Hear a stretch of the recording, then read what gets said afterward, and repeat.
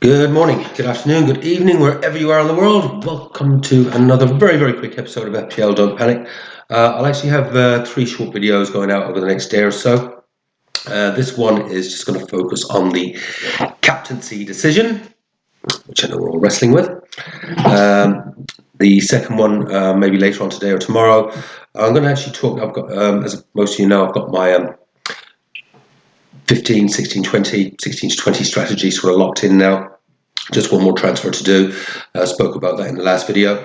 So I'm turning my mind actually to the 21-26 type strategy. I've got some fairly strong opinions on what we need to prepare for there. But I'll leave that for the next video. I'll talk more in depth about that. But I think it is time to actually think about it and get prepared for it, because there could be big changes afoot, I think.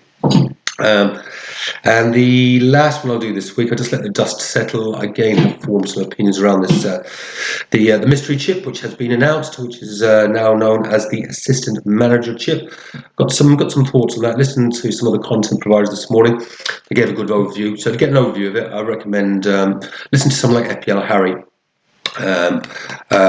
Gianni, they've covered it really, really well this morning. It's helped me sort of have a little bit of a think. They've got some ideas on where it should be. I've got a very, very different idea about that, and I'll share that with you in a couple of days' time.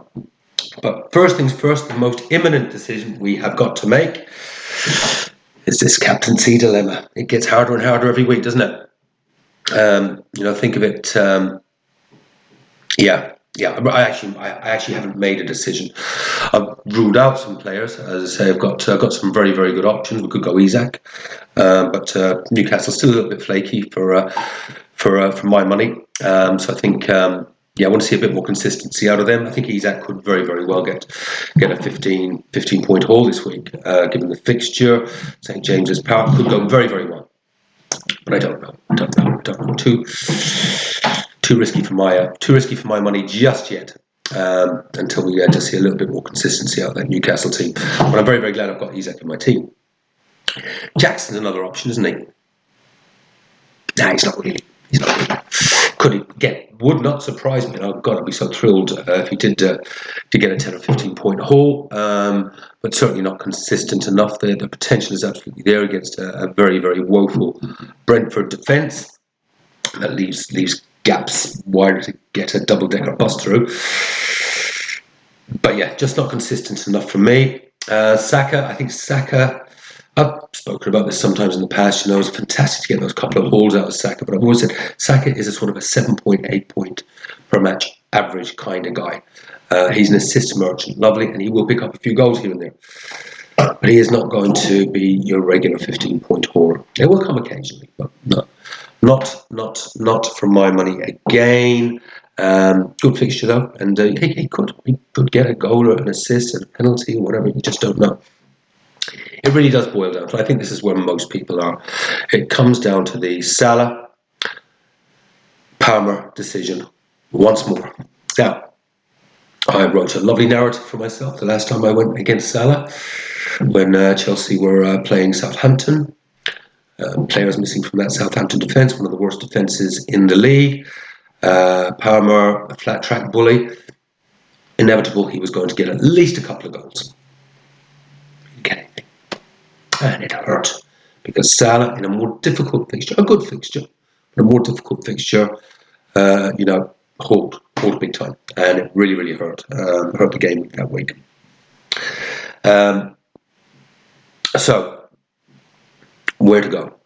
Do I follow that same narrative and go with Palmer and could get hurt again, or to go for the consistency of Salah, who has had 9 hauls, and he's returning so many other games, but he's had like the 9 plus 10 hauls, he's had 15s, he's had 18s, he's had all sorts in 9 of the 15 games so far, and has returned big in the last 5. Or Palmer, who is running into a little bit of form now. He's returned in the last 3. There's been 2 really good hauls in there, and Chelsea are looking good. They're looking very good. And the answer is, I don't know. Maybe I'll let Timmy decide if he does a somersault off the shelf there before the end of this video. I'll go Palmer. That wasn't a somersault. That wasn't it. That was not it. It's going to get to the top and do a double somersault. I don't think I'll do that. He knows. Nothing about football, that turtle. I keep trying to train, but he knows nothing. Sits behind me, listens, doesn't take anything in. Here's my thoughts. Here are my genuine thoughts. It will not surprise me if Salah, even against a very good Fulham unit, I rate Fulham. I thought they played very well against Arsenal. I thought Robinson did a pretty commendable job on Saka. Saka was not his devastating self, cutting in or whatever. He was limited for his chances. Was unlucky not to get a goal because of that offside decision. But in general, Robinson defended well and Fulham were organised. And I think we'll see something similar against Liverpool. So it will limit Salah to maybe a couple of chances. Problem is, Salah could well take those couple of chances. Salah finds a way. But then we've got this Brentford defence, who I rate worse than Southampton's away from home. They are atrocious. I mean, seriously. I played in Sunday League teams that could defend better than that. Honestly, the gap that they leave, the way they stand off them away from home, standing off people, it's like they're scared to tackle. And for someone like Palmer to be drifting into that box, into those spaces, he could be devastating. Getting shots off, laying balls off for assists. It really could be mega haul potential there. It really could. We could see another 3. I'm writing the same narrative that I did for Southampton. Oh. But it really could be. It really could. And it will hurt if he goes there. The sort of stats I'm looking at the moment, it's a reasonably even split between Salah and Palmer. And I just think it's critical this week to get it right, because it's going to be the difference between rising 100 or 200,000 places or dropping back a couple of 100,000 places.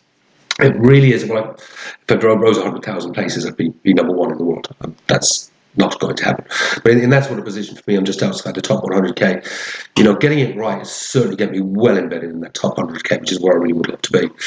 But the drop, if I get it wrong, I could be back to 200, 250. But I think the numbers here are that big this week. I think I'm going to go Palmer. That Brentford defence, just looking at it, they can't defend at home. It's just that they're good enough at home and an excellent attack that they'll score more than the opposition. But away from home, have they won a game? Have they won one game maybe this year? They're conceding 3s, 4s, 5s constantly. Surely Chelsea will score that 3, 4, 5 goals, and surely Palmer will be involved in a couple of those. He can't do it twice, can he? Or Chelsea get a 4 or 5 game haul and he is not coming away with at least 2, maybe 3 returns. I think that is my decision. Let me know what you think in the comments. I'm going to leave this one at that. I'm going to split these into 3 videos, nice 3 short little digestible conversations. And Timmy hasn't done his somersault, so we're still in undecided mode. But I think in my own head, I think I have to take that chance on Palmer. The rewards could be massive, and I've proven that I can recover from a drop. My team is really well set up. I'm really happy with my next 5 game weeks, the way I've got my team set up. I've just got Becker to come in. So tempted to take the hit on him as well, to be honest with you. I think he's going to keep a clean sheet. He looked excellent last night. There might be another conversation to be had. But I think I'm going to stick where I am. That team looks great home fixtures. I think I can recover the 8 points here. I just need Isak or Enzo, or even just a clean sheet out of Timber or something like that. It's going to pay for that. And the team's in place for the next 5. And then I'll move into the 21 to 26 strategy. I'm going to leave it at that. Just a quick comment to say thank you guys. I don't know what I said on the last video. I must have made some sense, because I've absolutely smashed my best views record with the last one, and a whole bunch of new subscribers. So thank you so much, guys. I really appreciate it. It's nice to know. A few weeks ago I was literally talking to myself, but now we're cranking up over 60 subscribers. Videos are getting 400 or 500 views. It's really appreciate. So listen, I hope you all have a fantastic. Don't do a somersault now. Do we wait? It's a tense moment, folks. What's he going to do? I have to keep talking here for a bit, because I kind of do. I want him to do the somersault, because I kind of want to go Palmer, I think, with a somersault. No, it's going to have a little bask. We'll talk about it later, folks. Yeah, have fun. Play your own game. And above all else, don't panic. Take care. Bye-bye.